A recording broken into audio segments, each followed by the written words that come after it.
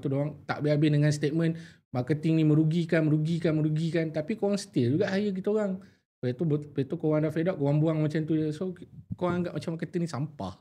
So aku yang dalam industri yang lama ni, aku rasa macam fed up dengan owner-owner business dekat luar sana. Ya korang nak attack aku, korang attack aku, okay je. Sebab ramai usahawan dekat luar sana yang dah pernah ambil servis dengan aku, diorang kenal aku. Dan aku pun agak terkilan dengan diorang semua. That's why aku buat decide, bukan semua usahawan macam tu, tapi kebanyakan owner-owner business kat luar sana macam tu. Sebab tu aku decide untuk tutup marketing agency aku 31 hari bulan 12 ni. Dan aku nak go to my own empire. So aku dah tak ada nak serabut dengan orang, nak serabut dengan owner business. Aku rasa ramai je marketers terasa pasal benda ni. Tapi tak ada tempat nak bagi tahu. Dan bila diorang bagi tahu, oh tak adalah orang nak ambil dia servis dekat dia. Cuba panggil beberapa orang marketers kan, duduk sekali dengan aku. Diorang pun akan rasa benda yang sama. Diorang tak dihargai tau.